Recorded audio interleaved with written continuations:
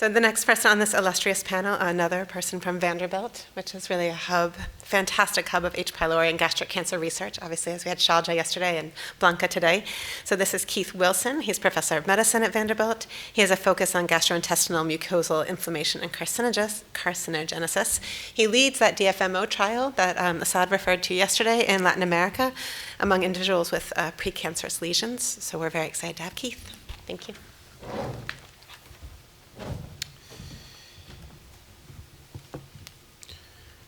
Okay, thanks.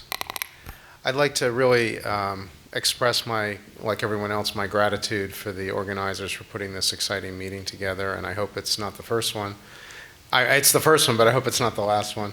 And I think that in the future I could see this expanding. So I'm going to tell you the take-home message now, which is polyamines are really complicated, and unfortunately the battle that I've been fighting is that everyone seems to just think that polyamines are bad, we need to just block them, and it's that simple. But in actuality, as you can see from this slide, the cell spends a huge amount of effort trying to maintain polyamine homeostasis. And polyamines are present in everything from bacteria all the way up to humans. And so the point of this slide is not to memorize all these things like you're in medical school, but to realize that the substrate is ornithine, and ornithine decarboxylase is the rate-limiting enzyme. And this is where DFMO works, by blocking this enzyme. And if you knock out ODC in mice, it's a lethal mutation, so we know that cells require this. And the first polyamine is putrescine, which can then be converted to spermidine and spermine. And you'll be hearing me talk about these beloved polyamines. And the difference is the number of carbons. We also work in my lab extensively on this enzyme spermine oxidase. About 18 years ago, this was described, and we discovered that it was a major source of oxidative DNA damage in host cells because it generates hydrogen peroxide. It also makes 3-aminopropanol, which can be converted to a dangerous aldehyde called acrolein. And we've worked over the years with two different inhibitors, MDL72527, which is not suitable for human use, and this novel one that I'll show you some data at the end. And so you can see all these other pathways that are used to maintain the levels of the polyamines. So you've seen this cascade over and over again, but what I wanted to show you was in my mind and in my lab, what we think about is that if we have a patient with non-atrophic gastritis, which we can mimic with black 6 mice in the lab, my goal is to put my effort into understanding the host pathogen interactions in vivo, and how could this lead to new strategies for treatment because of the antibiotic issues and the problems with resistance, and that we still need to understand the immunopathogenesis. And then if you think about the progression to metaplasia, what can we do to prevent this disease progression? Because actually IM itself is causing no harm. The issue is, how often does it progress? Do we really understand that? And what could we do from a chemopreventive strategy by understanding the disease pathogenesis? And that's what we're also working on. So Rick introduced all of this, and when Dr. Correa came to Vanderbilt, I was able to work with him early on and to understand that there's a lot of differences in the host and the pathogen and the diet, et cetera, as was mentioned. So one of the first things that I did in my lab and working with Dr. Correa was we did a study where we looked at the phylogeographic origin of strains from the coastal low-risk region and the mountainous high-risk region. And what we discovered pretty shockingly was that in the high-risk zone in the Andes, all the patients we looked at by multi-locus sequence typing had European strains. None of them had Asian strains. And in the coast, it was about 2/3 African and 1/3 European, which sort of matches the ethnicity of the people there. And what we did in this study was we looked at the Correa score, that we call it, for the H&E characterization. But here I'm showing you the data with DNA damage assessed by 8-OHDG staining. And what you can see here was that overall the European patients, the patients harboring the European strains in the high-risk region had more DNA damage than the patients harboring the African strains. But within the low-risk region, embedded in this was a subgroup that all the people with the European tended to have DNA damage that was above the mean of the people harboring the African strains. So this started thinking, the thinking that we needed to find the molecular basis for this. So one of the things that we worked on were these pathways related to polyamines. And I already showed you the cascade of the polyamines, but to simplify it here, ODC, the rate-limiting enzyme for the polyamine synthesis, and Smox, the enzyme for the back conversion of spermine to spermidine to maintain that homeostasis, which comes at a great cost of producing H2O2 that can then be converted to hydroxyl radical and cause oxidative DNA damage. And in addition, we've been doing a lot of work with EGF receptor signaling that I don't have time to present today, but suffice it to say that we think this is another chemotherapeutic or chemopreventive target, and that this may contribute to carcinogenesis either directly or by enhancing the survival of cells with damaged DNA. So in one of our earlier papers, we were able to show that the carcinogenic strain 713, which Rick introduced, which is the strain that colonizes gerbils and causes cancer, and the original clinical isolate showed a marked difference in this immunofluorescence staining for spermine oxidase, and that a Caga mutant had essentially no immunofluorescence for spermine oxidase. In a different paper, we used a tissue microarray from Vanderbilt, and we stained for spermine oxidase here on the left and phospho-EGFR on the right. And the Smox staining is quantified here, and what I want to show you is this surprising result where you get an increase in Smox epithelial expression that actually peaked in IM and then started to go down in dysplasia and in cancer. And we're not really sure why it went down, but one theory is that Smox overexpression could actually lead to death of the cancer cells because there is a nuclear isoform of Smox. But suffice it to say, we showed that Smox was heavily involved in the Correa cascade. So then in the subjects from Colombia, we then stained for Smox and 8-OHDG, and we saw very robust staining for Smox in the intestinal metaplasia of the Colombian subjects, and we quantified, Blanca scored all these slides, and we found that people from the high-risk region had more Smox staining than those in the low risk, and that when we looked at each stage of the cascade of the premalignant lesions, there was a higher level of Smox in the high-risk patients, and there was a strong correlation of Smox with DNA damage. So then we went on this expedition for a long time of trying to get strains from Colombia that could colonize rodents. It was pretty much a bust in mice, but we were able to get colonization of clinical isolates in some of the gerbils, and we were able to get one high-risk strain from a dysplasia patient and one low-risk strain from a gastritis patient that readily colonized. And then we show here that the high-risk strain induced more carcinoma and dysplasia than the low-risk strain. And then we made a gerbil-adapted version and worked with that for the rest of the project. And we show here what some of these malignant appearing invasive glands look like. And gerbils get a lot of inflammation, much more than mice. And here was some staining for Smox in a dysplastic gland. And similar to the humans, we found that the high-risk strain, which is the 5056, induced more Smox expression in the colonized animals. This is epithelial flow cytometry, and more DNA damage. So then we did this intervention study, which was the preclinical data that led to the funding of the R01 from the Division of Cancer Prevention for the DFMO trial.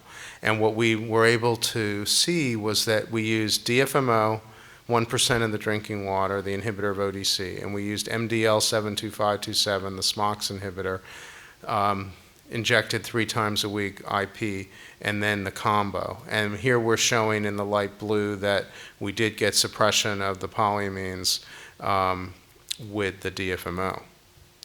So Here was our data with looking at dysplasia or cancer, and this was with the Colombian strain that we had made that is gerbil-adapted. So the penetrance of cancer in our hands is lower with the Colombian strain than with the 713 strain, which came from originally from a VA patient and then was gerbil-adapted. But we were able to get this nice 50% reduction with DFMO. I was somewhat disappointed that with the DFMO plus MDL, there was only a minimal additive benefit. And then when we looked at flow cytometry for DNA damage, we saw that in general there was less DNA damage with these different treatments. So this led to the design of this trial, which involves our primary site is Honduras, our secondary site is Puerto Rico, and the plan was that patients who would have an entry criteria of pre-malignant lesions would be randomized to DFMO versus placebo. And this was all done with the great help of a company called Cancer-Prevention Pharmaceuticals, which was founded by Eugene Gerner, who published the landmark studies with DFMO plus Sulindac when he was at the Arizona Cancer Center. And the plan was to follow these patients and do 6 months and 18 months of treatment, have the biopsies for repeat to look for efficacy, and then a 24-month study, 6 months off of drug.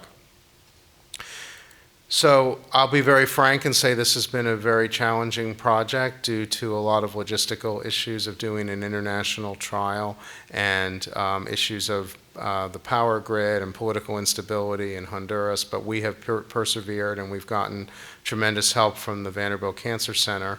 And at this point we have 34 patients who have completed all 24 months of the study, and we've done the DNA damage immunohistochemistry already at 0, 6, and 18 months. We have another 38 randomized patients that are currently on the study. So I'm now going to violate some rules and just show you some data that it's not been unblinded.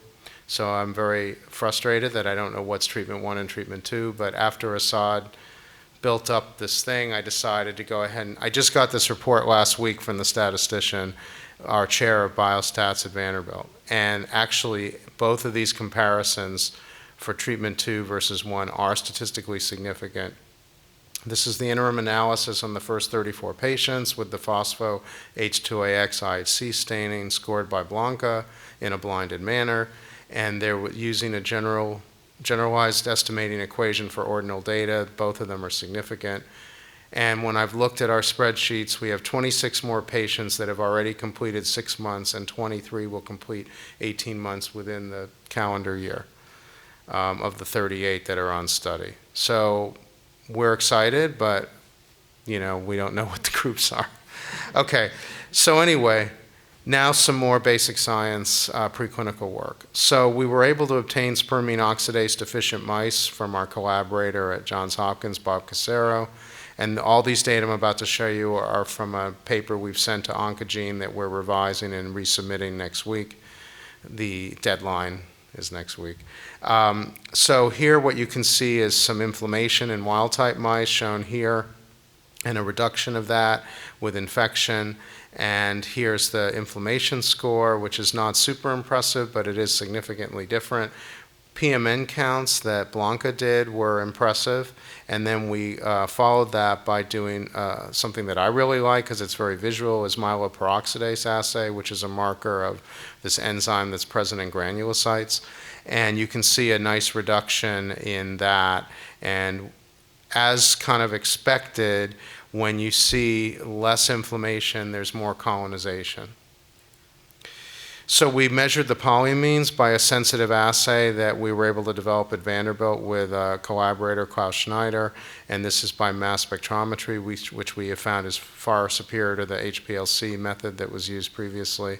And what we see with Smox is that there's a reduction of spermidine when you knock out the Smox enzyme because there's no back conversion from spermine, except we were shocked that there wasn't accumulation of spermine. But in our hands, this was the main finding. So Carolina, who's a research faculty in my lab, has been working extensively with gastric organoids for several years now. And you are all familiar with organoids, but I'll just emphasize that what we're doing in my lab for these studies is after they're plated in Matrigel and they form these spheroids, then we're converting them into 2D by putting them on transwell filters so that we can do some direct effect of the bugs. And we get these epithelial monolayers that form tight junctions. And so here we stain for phospho-H2AX, and we get this beautiful punctate nuclear staining for this DNA damage marker that was markedly attenuated in the Smox knockout organoids. And then we quantified this by a second technique of flow cytometry. When we then went back to the tissues from the mice from the Smox knockout, there was a significant reduction by flow cytometry. We did iTrack proteomics in collaboration with Christy Rose and Kevin Chai and the proteomics core at Vanderbilt. And what we did is we did these 2D primary gastric epithelial cells, these organoid-derived cells, wild-type and Smox-deficient mice. And here's the ingenuity pathway analysis, which just tells you what pathways are altered one way or the other. And you'll notice the heavy hitters are cancer, cell death and survival, cell movement, cell morphology, et cetera. So we thought that was really cool. And one of the things we noticed was that of the over 2,000 proteins, there were 23 downregulated in the Smox knockout and 44 that were actually upregulated. So this is comparing infected to infected. And one of the targets that we noted that was upregulated in the knockout was a ubiquitin protein ligase TRIM33 that's been linked to beta-catenin degradation. So Rick mentioned in his schematic that Caga is linked to beta-catenin activation, and beta-catenin activation is very strongly linked to gastric cancer and colon cancer. It's an accepted concept. So what we did is in these 2D organoids, we infected with HP or uninfected Smox knockout or wild type, and here you see this beautiful translocation of the beta-catenin into the cytoplasm. I'm going to show you some data in a minute in human that looks a little bit different. And then we were able to show that the Smox deficient have a big drop-off in the beta-catenin activation, and this is quantified using the confocal image analysis. We then went back to the Smox deficient mouse tissues and did confocal imaging and zoomed it in, and you can see here that in the infected wild type there is some nuclear staining, which is the white where the green from the beta-catenin is overlapping with the blue, and there's a lot of cytoplasmic blurriness compared to the uninfected. But in the Smox knockout it was pretty much gone, and we scored that as the reviewers have asked for, and it's fine, and it shows what we see with our eyes. And we wanted to confirm all these data in a human system. So we began collaborating with Diane Bimchak, who's an assistant professor at Montana State University, and she had a couple of beautiful papers working with gastric organoids that she had made from obesity surgery samples. And we got multiple clones from her from different patients. And we then, the first thing we did is we exposed them to H.pylori and a novel Smox inhibitor that we got from my long-term collaborator, Pat Wooster, at the Medical University of South Carolina, where he chairs the Department of Pharmaceutical Sciences. And we were nicely able to show a big increase in spermidine with infection that was attenuated with the Smox inhibitor. So then we used the human system to do the TCF reporter assay for beta-catenin, which is quite cumbersome. It involves successful transfection with lentivirus that we were not able to get to work very well in the mouse, but here we have the data that the inhibitor reduced this beta-catenin activation marker. So then we went back to the beta-catenin staining, and we were able to see that with infection there was this staining, some of which was nuclear, and that when we added the Smox inhibitor compared to the bug alone, there was a huge difference. And when we added back spermidine in a very conservative dose of 10 micromolar, there was a modest but significant, as quantified here, restoration of the beta-catenin activation. I'm not trying to say that the Smox inhibitor is necessarily working only by affecting spermidine levels, but this is of some interest to us as a sort of robust system that we can now look at in other types of patients. So at this point, I'll just summarize this part of the talk. I have a little bit more after this, showing that Smox is kind of at the epicenter of DNA damage, inflammation, and beta-catenin activation and the road to cancer. I don't have time to talk a lot about our studies with ODC, but in my lab we do a lot of work in macrophage biology, and ODC is part of this very complicated pathway where arginine comes into the cell and then is carried through some pathways, and ODC produces putrescine. And in a study that we published a couple years ago, we were able to show a lot of macrophage ODC expression in the human patients with gastritis. And as part of this project, we showed that polyamines, particularly putrescine, seem to regulate histone modification status, which is very important for transcriptional regulation. And I've marked in green here markers that are feed forward for transcription, and in red, the methylation of H3K9 is associated with decreased transcription. And so when we made a myeloid-specific knockout of ornithine decarboxylase and infected these bone marrow macrophages with H.pylori PMSS1, you can see a huge increase on Western blotting of these pro-transcriptional pathways and an inhibition of the negative pathway, all suggesting that polyamines actually can suppress immune response. That was our interpretation, which may be a good thing or a bad thing. And so if you add back putrescine, you can now restore the bad effect on the acetylation of H3K9 so that this suppresses immune response. But spermidine or spermine add back didn't do that. And then we went and stained the tissues for the H3K9 in the delta myeloid mice, and we found this big increase in the macrophages, which are the red cells, which are yellow here and red here. So in the delta myeloid, there was this recovery of this machinery in our mind for immune response.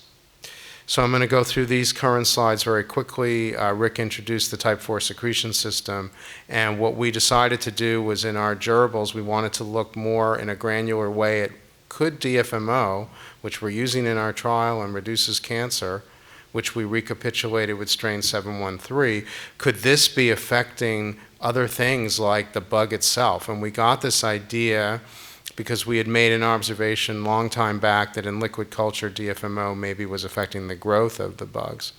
And so Carolina did this project that we published last year where we looked at output strains after 12 weeks of infection and did phosphoblots for phospho-Caga versus total Caga. And you'll notice that in the absence of DFMO in these gerbils, that there was the output strains after 12 weeks consistently could translocate Caga, whereas in the DFMO-treated animals, a bunch of them could not. And when we did the translocation index on all these animals, there was an overall trend of reduced phosphorylation of Caga, less NF-kappa B, less IL-8 expression. So then Carolina did the assessment for CAG-Y rearrangements because of the known propensity of this gene to be mutated, and we did RFLPs shown here, and the strains with the arrows that are these output strains are the ones where, compared to the parental, which is the input is the 713, you can see these look very different. And then when we did a Western blot, we also, for CAG-Y, we saw all these shifts and differences. So then we spent a lot of money doing this sequencing to appease the reviewers, and the lines are the deletions, and this hatched areas are insertions, so we got a bunch of output strains that were mutated. So then what we did is we did complementation studies where we took the output strain that was different here on the RFLP, took its CAG-Y and put it into the parental, and did that for 2 different strains, and we showed that there was this huge loss of the phosphorylation of Caga in these in vitro analyses, and the Western blot showed the differences in the CAG-Y.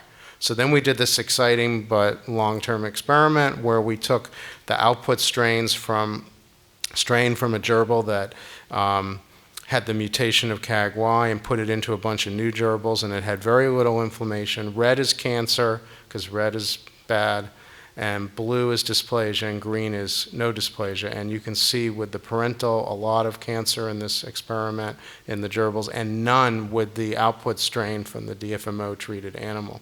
And then when we did the complementation into the parental, most of those animals, when they were infected with that one, didn't have cancer. So what in the world is going on? How could this be happening? And I asked all my friends at all the polyamine conferences for like 5 years for ideas, and everything they told me didn't work. We tried fluoride, we tried looking at other pathways, all kinds of crazy things, and then we just decided to look at some stress response genes. And we found that there was a robust expression of stress response genes. So then we did this imaging by confocal for 8-oxoguanine, and we found that DFMO has this massive effect on causing DNA damage in the bugs. Similar to if you just expose them to oxygen, there was induction of a repair gene called MUT-S2, and when we knocked it out and did studies with DFMO, this induction of DNA damage actually got worse, but the mutation of CAG-Y by the RFLP completely went away. So this led us to a model that, in addition to its effect on the host and the effect on polyamines, that DFMO causes oxidative stress in H. pylori, leading to DNA damage, altered repair, increased mutations, and loss of virulence. So the last little story I want to tell you is something new in the lab. None of this is published.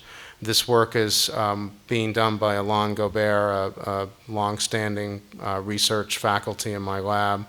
And basically, I told you about ODC, the rate-limiting enzyme, gives you putrescine, spermidine, and spermine. So there's been a lot of excitement that spermidine may have a lot of important effects in the host, and one of them is this fact that it can serve as the substrate for the generation of an unusual amino acid called hypocene. And hypocene is only present in one protein, and it's called EIF5A, which is a translational protein. And this pathway requires an enzyme called DHPS, deoxyhypocene synthase, and a second enzyme called DOOH. And this leads to this hypocenation. This is the hypocene moiety on the EIF5A, which can then lead to selective binding to certain mRNAs and unique protein translation. And what we discovered was that if we got a mouse that was floxed for DHPS, we crossed it to the LYZ2 Cre to make a delta myeloid. And the heterozygote showed some reduction of the induced DHPS with H. pylori, and the DHPS delta myeloid showed none. And the other enzyme doesn't seem to be important because it's not induced by H. pylori. So then we did a hypocenation blot for hypocenated EIF5A, and you can see an increase with H. pylori and a loss with the delta myeloid mouse. And then we used a macrophage cell line, RAW cells, and an inhibitor of DHPS attenuated this hypocenation. So then we did an iTrack proteomic experiment, and I know this is kind of hard to see, but what I want you to notice is here's the flox DHPS infected versus uninfected. And then here's the delta myeloid mouse infected versus uninfected. And you'll see these are all the strongly expressed proteins, and then they're lost in the delta myeloid. And this pattern sort of continues. These are the same conditions, just more examples. So we interrogated this list, of course, and we found a few players that were really interesting. So one is my friend NOS2, which I've been studying for 25 years, which is important in antimicrobial defense, that is induced, of course, in bone marrow max by H. pylori, but essentially wiped out in the delta myeloid mouse at the protein level. And IRG1, which has also been implicated in host defense, is downregulated, and this is an interesting protein called sequestosome, which is involved in autophagy. And yet the RNA expression is not infected at all, so this is really a protein regulatory loop. And when we did the ingenuity pathway analysis, in the interest of time, I'll just say that a bunch of these pathways important in inflammation and infection are altered. So what in the world happens if you infect these delta myeloid mice? So they're lacking the ability to hypocenate EIF5A, and you're eliminating some of these protein products. And so first we observed this striking observation that at 4 weeks and 8 weeks of infection with strain PMSS1, there was a big increase in the CFU per gram of stomach tissue. And then surprisingly, we got this result where the gastritis score was actually increased at both time points. I've never seen this in all the years I've worked in mouse models where there's a concomitant increase in the colonization in the gastritis. Usually it's unrelated or inverse.